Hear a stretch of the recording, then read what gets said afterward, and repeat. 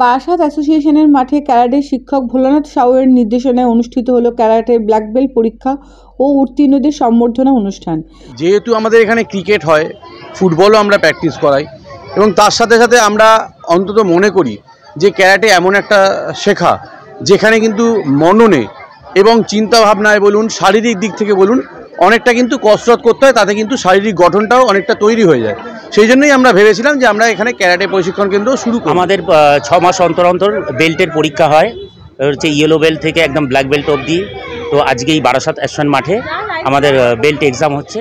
এই অনুষ্ঠানে উপস্থিত ছিলেন 26 নম্বর ওয়ার্ডের কাউন্সিলর অভিজিৎ নাগ চৌধুরী। রাজ্যের বিভিন্ন কোণ থেকে প্রায় 700 জন পরীক্ষার্থী ব্ল্যাক বেল্ট গ্রেডেশনে উপস্থিত ছিলেন, যার মধ্যে 300 জন মহিলা। আমাদের এখান থেকে মানে বিগ অ্যাচিভমেন্ট হচ্ছে 6 বছরের বাচ্চা ব্ল্যাক থেকে একদম 52 বছরের অবধি ভদ্রলোক পরীক্ষা দিয়েছে, ওখানে পাস করেছে। খুবই ভালো ট্রেনিং দিয়েছেন অ্যান্ড খুবই হার্ডওয়ার্ক করিয়েছেন। এই কদিনে অনেকেই ট্রেনিং করেছেন, বিভিন্ন কাতা করতে হয়, আমাদের কিকস প্র্যাকটিস করতে হয়, ওয়ার্ম আপ করতে হয়, পাঞ্চেস, ব্লকস, অনেক কিছুই প্র্যাকটিস করার পর এগুলো এক্সামে এসেছিল।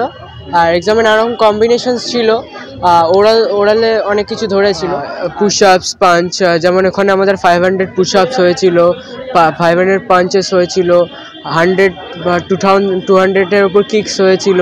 এখানে মূলত স্ট্রেংথ, এনার্জি এগুলোর উপর বেশি ফোকাস করা হয়, নাহলে এই এক্সাম পাস করা খুবই মুশকিল। কেমন লাগছে ব্ল্যাক বেল্ট পাওয়ার পর খুবই গর্ব মনে হচ্ছে নিজেকে, এটা অনেক দিনে আমার স্বপ্ন ছিল, আমি খুবই আনন্দিত। আমার নাম সৌজাত্য মণ্ডল।